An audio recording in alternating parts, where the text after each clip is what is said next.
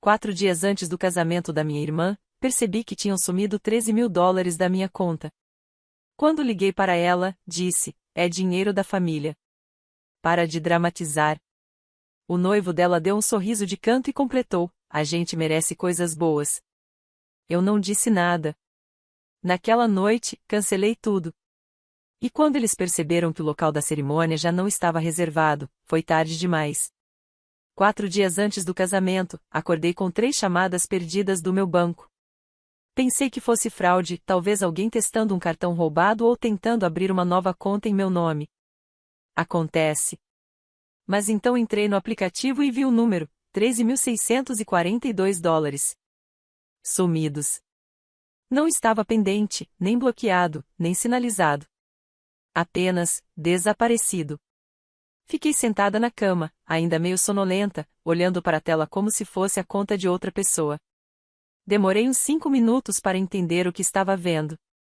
Depois verifiquei o histórico de transações e lá estava a transferência. A conta de destino parecia familiar. Familiar demais. Eu não queria acreditar, mas o nome estava bem ali: Tessun Lyons, minha irmã. O único motivo de ela sequer ter acesso era por causa dos nossos pais. Quando o fundo foi criado pelos nossos avós, eles insistiram que as 2 filhas tivessem acesso caso algo acontecesse.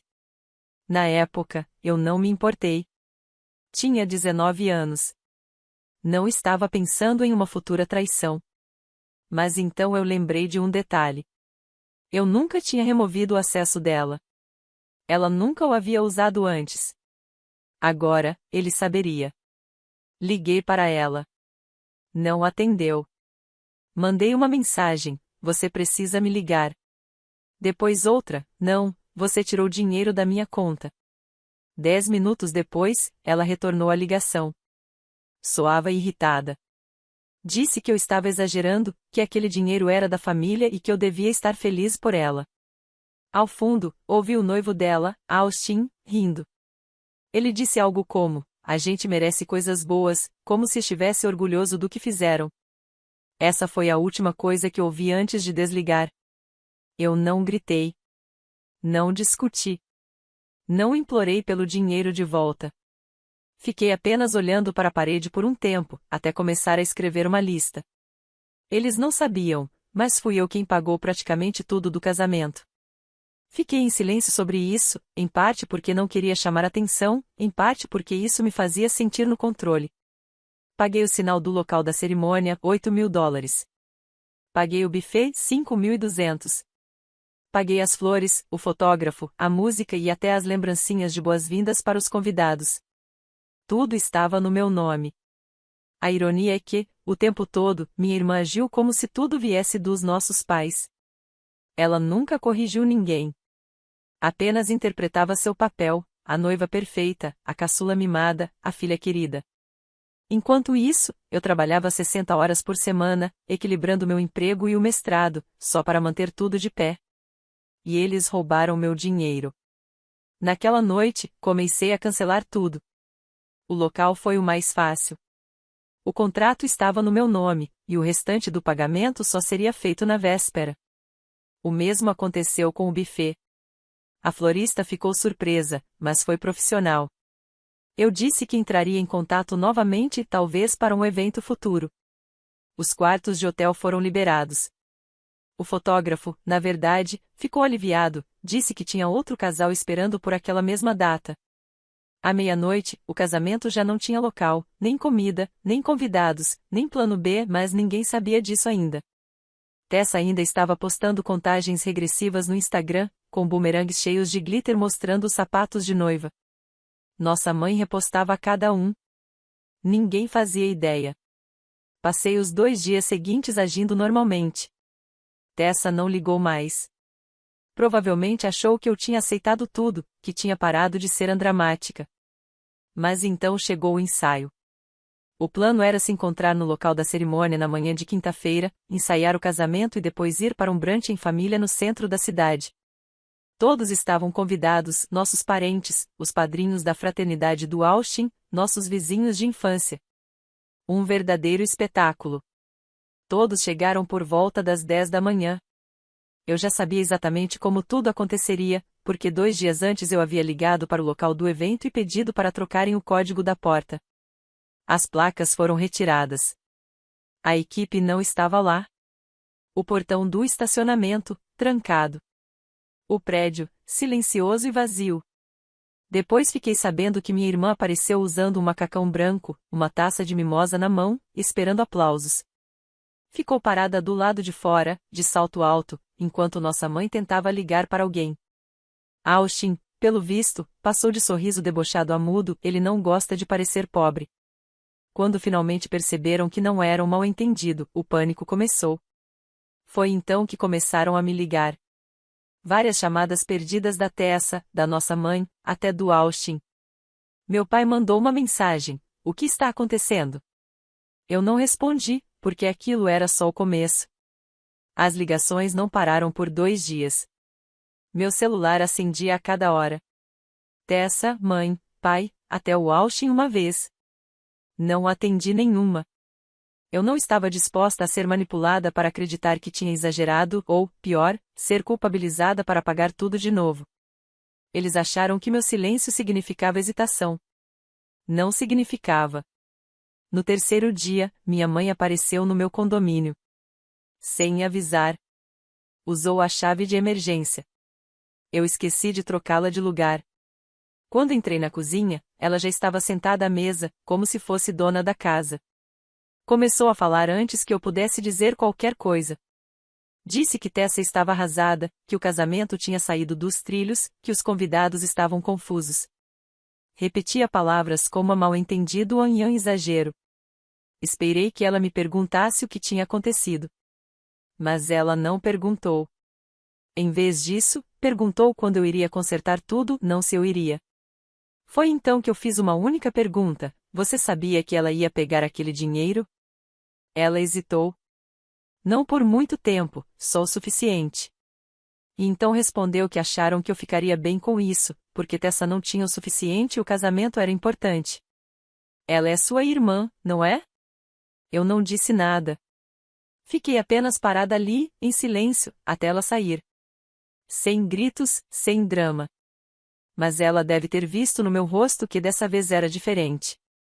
Naquela noite, meu pai ligou. Começou com um tom neutro, mas acabou dizendo a mesma coisa. Que eles apenas presumiram que eu entenderia, que era só dinheiro, que Tessa estava estressada e não quis fazer mal a ela, não quis roubar, só roubou, disse ele, como se fosse uma piada. E ainda acrescentou que Austin tinha se oferecido para me dar um cheque quando eles se estabilizassem. Eu não respondi. Na manhã seguinte, finalmente enviei uma única mensagem para toda a família imediata: mãe, pai, Tessa e Austin. Um texto simples, sem emojis, sem explicação: "Vamos nos encontrar na casa dos avós amanhã." 12h. Nossos avós tinham ficado em silêncio durante toda essa confusão. Foram eles que criaram o fundo original quando éramos adolescentes. Criados na época da Grande Depressão, acreditavam em valores como ganho que você mantenha e em dinheiro se guarda em envelope, não em conta conjunta. Eles nos amavam, mas nunca foram de dar nada de graça. Eu sabia que marcar uma reunião lá teria peso. Seria um terreno neutro e mais difícil para Tessa distorcer a história. Quando cheguei, todos já estavam lá. Minha mãe andava de um lado para o outro. Meu pai estava no sofá, de braços cruzados. Austin, com seus óculos escuros dentro de casa, parecia um idiota. Tessa tinha o rosto inchado, parecia ter chorado, mas ninguém a consolava. Estava apenas sentada em silêncio. Então, meu avô pediu para eu falar. Não levantei a voz. Não me fiz de vítima. Apenas contei tudo. Disse que Tessa havia tirado mais de $13.000 de um fundo que não pertencia a ela. Que meus pais sabiam e não impediram. Que eu havia pago cada parte do casamento e, mesmo assim, eles deixaram todos acreditarem que o dinheiro vinha deles. Que mentiram, manipularam e esperavam que eu continuasse calada. Informei que o casamento estava cancelado de forma definitiva e que o nome de Tessa seria removido do fundo imediatamente. Dava para ouvir a respiração dela. Tessa não levantou o olhar. Austin, Finalmente, tirou os óculos escuros e pareceu querer discutir, mas até ele sabia que não adiantava. Foi então que minha avó fez algo que ninguém esperava. Ela saiu da sala e voltou com um envelope branco. Entregou para Tessa e disse: "Nós tínhamos planejado dar isso a você no dia do seu casamento." Tessa abriu devagar. Piscou algumas vezes, olhou de novo, como se esperasse ver algo diferente. Então, minha avó completou: "Se você quer algo nessa vida, conquiste. Não roubando, não mentindo, e muito menos se escondendo atrás do dinheiro dos outros." Ninguém disse uma palavra. Depois de um tempo, Austin se levantou e saiu. Não esperou por Tessa, apenas foi embora. Sabia que tudo tinha acabado. Minha mãe ainda tentou argumentar, dizendo que talvez pudéssemos remarcar, fazer algo menor.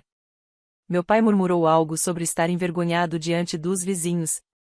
Eu não respondi. Apenas me levantei, agradeci aos meus avós e fui embora. Aquilo estava encerrado, mas as consequências estavam apenas começando. As primeiras 24 horas depois da reunião foram silenciosas, silenciosas de um jeito estranho. Acho que todos estavam esperando que eu mudasse de ideia. Tessa não ligou, não mandou mensagem. Austin sumiu completamente das redes sociais. E para um cara que costumava postar selfies na academia 3 vezes por dia, isso era praticamente um sinal de alerta. Foi então que tudo começou a desmoronar. Primeiro, o local do casamento fez uma postagem no Instagram agradecendo Sharon Lyons por liberar a data de 12 de outubro para outro casal merecedor. Tessa deve ter visto isso em minutos, porque antes do meio-dia o perfil dela estava completamente apagado. Nenhuma contagem regressiva, nenhuma prova do vestido, nenhum hashtag, apenas o nome dela, uma foto antiga com Austin em um barco e uma biografia nova, tirando um tempo para mim mesma. Claro. Depois vieram as mensagens, não dela, mas da família distante. Uma prima de San Diego me escreveu perguntando se era verdade que Tessa tinha pego o dinheiro. Uma tia em Ohio quis saber se ainda podia cancelar o voo. Uma amiga antiga da minha mãe me mandou mensagem privada dizendo que sentia muito e que sempre admirou como eu conseguia manter tudo sob controle. Eu nunca disse nada publicamente. Não precisava. A verdade já estava se espalhando sozinha. A parte mais irônica? Os fornecedores que Tessa e Austin tentaram recontratar recusaram todos. O local estava reservado. A florista se negou por motivos éticos. O buffet apenas respondeu que a agenda estava cheia. Mas eu sabia o real motivo: ninguém queria lidar com aquele drama familiar de novo. E então, um por um, os problemas começaram a se acumular para Tessa e Austin. A conta conjunta que eles tinham foi encerrada. Aparentemente, Austin tentou usá-la para dar entrada em um imóvel que andava exibindo para os amigos. Só que, sem o meu dinheiro bancando o orçamento, a conta estava no vermelho. Bem no vermelho. Ouvi de alguém do círculo dele que estava tentando pegar emprestado de um amigo que já tinha lhe emprestado dinheiro para consertar o carro e nunca recebeu de volta. A fama corre rápido. Foi aí que meus pais começaram a ligar de novo. Meu pai tentou o clássico discurso de culpa disfarçada de reconciliação. Disse que a família não fica brava para sempre, que eu devia seguir em frente e que já era hora de nos sentarmos para curar as feridas. Eu disse, não. Por quê? Expliquei que aquilo não era um rancor, era um limite. Foi então que minha mãe se envolveu. Ela me mandou um e-mail, um texto longo, tentando justificar que só queriam que as duas filhas se sentissem apoiadas e que, se pudessem voltar no tempo, fariam tudo diferente. Mas o tom era o mesmo de sempre, mais sobre a vergonha deles do que sobre a minha traição, mais sobre os convidados fazendo perguntas do que sobre o fato de a própria filha ter sido roubada. Não respondi. Em vez disso, pedi ao advogado do fundo que enviasse cartas formais para todos. Tessa foi oficialmente removida da conta, e uma salvaguarda financeira foi implementada. Ninguém toca em um centavo sem passar por mim. 3 dias depois, meus avós me chamaram para o chá da tarde. Não disseram muita coisa, apenas perguntaram como eu estava lidando com tudo. Eu disse que estava cansada, mas com a cabeça clara. Antes de eu ir embora, o vovô me entregou um cheque. Era no valor exato do que Tessa havia tirado e um pouco mais. Balancei a cabeça, recusei. Disse que não queria. Ele respondeu: você não deixou que ela tirasse o seu futuro. Isso vale mais do que o dinheiro. Então sorriu e acrescentou: mas aceite o cheque, só por precaução. Vai que ela tenta de novo. Depositei no dia seguinte. Não porque eu precisasse, mas porque eu merecia. Cerca de uma semana depois da reunião com meus avós, as coisas começaram a se acalmar, ou pelo menos parecia. Tessa havia sumido das redes sociais. Meus pais estavam me evitando. E eu estava aproveitando aquela rara sensação de paz depois da tempestade, o tipo de silêncio que pesa, mas também liberta. Até que, numa tarde de quinta-feira, recebi um e-mail do departamento de RH da empresa. Dizia que havia sido registrada uma denúncia formal contra mim por conduta antiética relacionada à gestão financeira. O remetente era anônimo, mas as provas anexadas, capturas de tela da conta do fundo, extratos parciais e até minha assinatura de e-mail corporativo deixavam óbvio quem tinha enviado. Tessa. Fiquei sentada à mesa, encarando a tela. Eu trabalhava com finanças. Era boa no que fazia. Minha reputação era a única coisa que eu havia construído inteiramente sozinha e agora ela estava tentando tirar isso também. A ironia era que as provas em que ela enviou não provavam absolutamente nada. Ela tinha recortado trechos dos meus extratos do fundo e misturado com capturas de uma antiga conta conjunta da família que nem existia mais há anos. Mas, para qualquer pessoa que não soubesse o contexto, aquilo parecia suspeito bastante para justificar uma investigação. Levei 2 dias e 3 ligações com o setor de compliance para resolver tudo. Eles perceberam que era sabotagem pessoal, não fraude. Mas a vergonha foi real. Meu chefe até me chamou para conversar em particular e perguntou se eu estava bem. Foi nesse momento que algo dentro de mim mudou, o que antes era raiva virou algo mais frio. Percebi que Tessa não estava envergonhada. Ela estava revidando. Naquele fim de semana, meus avós organizaram o tradicional almoço de domingo. Seria a primeira vez que todos se viriam novamente desde o cancelamento do casamento.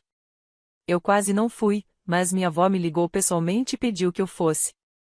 Ela parecia tranquila, então decidi ir. Quando cheguei, todos já estavam lá. Tessa estava sentada ao lado da mamãe, impecável, cabelo cacheado, suéter branco, sorriso educado, como se nada tivesse acontecido. Austin, no entanto, não estava presente. Meu avô estava quieto.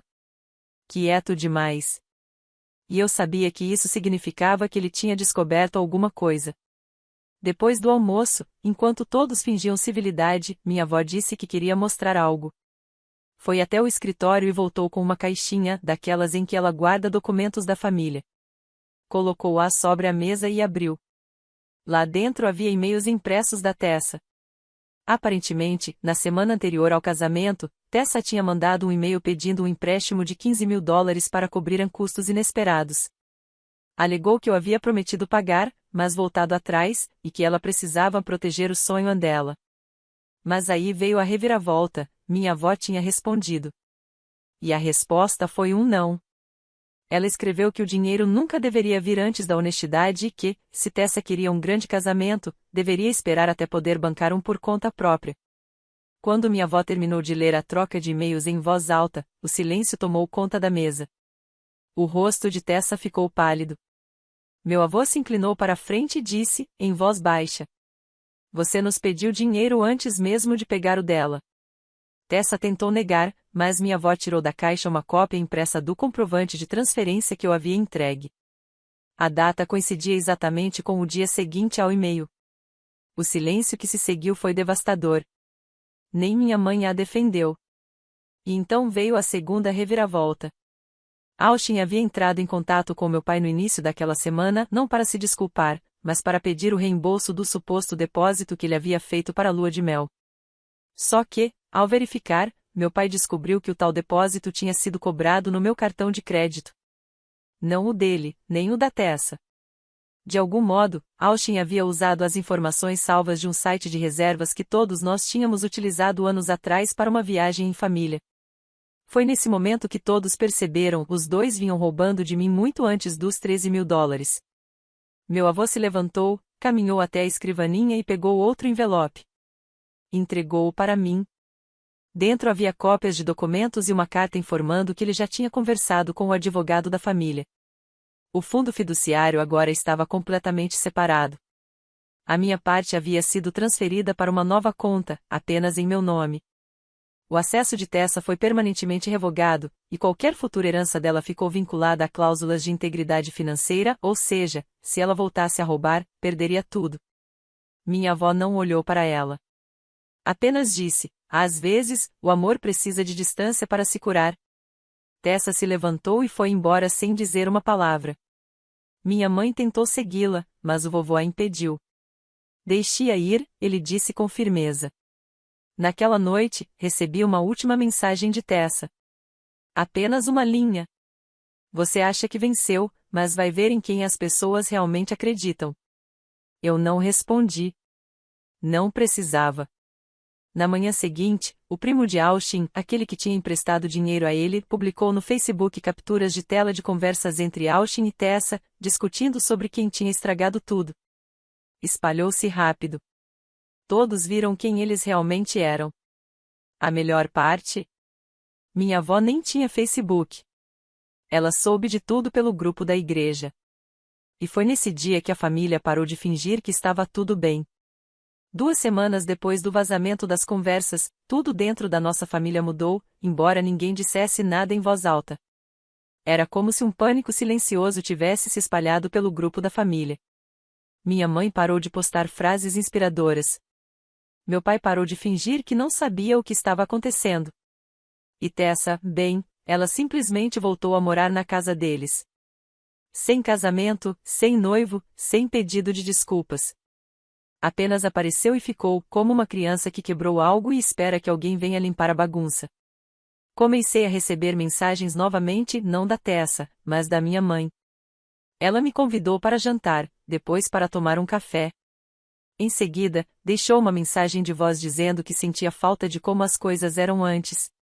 A mulher não havia dito uma única palavra sobre o que Tessa fez. Nenhuma. Então veio a carta. Chegou numa quinta-feira, em um envelope branco, sem remetente, enviado de um escritório de advocacia a 3 cidades de distância. Eu não estava esperando nada oficial, então abri ali mesmo, no balcão da cozinha, enquanto esquentava uma sopa. Era uma solicitação formal para uma mediação voluntária sobre o reembolso das despesas do casamento. Em resumo, Tessa queria que eu a reembolsasse pelo dinheiro que gastei. O dinheiro que ela roubou. O casamento que eu cancelei. Os fornecedores que eu contratei. A explicação era absurda. Ela afirmava que eu havia me oferecido para financiar o casamento como um presente e depois voltado atrás após uma desavença pessoal. Pedia metade dos custos de volta, alegando que ela e Austin haviam investido emocional e financeiramente no evento. Emocional e financeiramente. Foi assim que ela escreveu. A audácia era tamanha que quase ri. Em vez disso, li cada linha da carta com atenção, verifiquei o nome do advogado e depois a guardei em uma gaveta. Na manhã seguinte, marquei uma reunião com o advogado, não o antigo da família, um novo, escolhido por mim. Juntamos todos os recibos, reservas e comprovantes de reembolso. Até imprimi capturas de tela das mensagens entre Tessa e Austin, só por precaução. Depois enviei a ela um único e-mail, com apenas uma frase. Se eu receber mais algum aviso legal seu ou de qualquer pessoa que a represente, o próximo a quem você ouvirá será um juiz. Ela nunca respondeu. Mas meu pai respondeu, à sua maneira. Apareceu no meu escritório 2 dias depois, sem avisar, segurando um envelope simples. Minha assistente achou que fosse um cliente. Quando saí para encontrá-lo, ele não tentou conversar. Apenas me entregou o envelope e foi embora. Dentro havia uma carta escrita à mão e uma cópia da escritura da casa deles. Eles tinham tirado o nome da Tessa da escritura. Isso me atingiu mais forte do que eu esperava. Meus pais vinham acobertando tudo o que ela fazia desde que éramos adolescentes. Multas de trânsito, notas ruins, cheques sem fundo, até uma vez que ela foi pega dirigindo embriagada, eles resolveram tudo. Eu sempre fui a responsável, a que tinha que consertar as coisas, a que nunca ganhava o benefício da dúvida. Mas agora, pela primeira vez, eles estavam traçando um limite. Pela primeira vez, eu não era a única. O bilhete dizia: não podemos desfazer o que aconteceu, mas não vamos deixar que continue acontecendo. você merecia mais de nós, e agora entendemos isso. Eu não liguei para ele. Não sabia o que dizer. Não estava com raiva, só cansada. No domingo, meus avós me convidaram para ir até a casa deles. Só eu, mais ninguém. Não falamos sobre toda a confusão. A vovó preparou chá, e o vovô sentou com uma pasta manila no colo. Dentro havia documentos atualizados. O fundo fiduciário agora estava totalmente separado, legalmente, de forma permanente e limpa. Eu era a única beneficiária da minha parte. O acesso da Tessa havia sido completamente apagado. Então, o vovô me entregou outra coisa, uma cópia de um extrato bancário de uma conta poupança da qual eu nem sabia. Meu nome estava lá.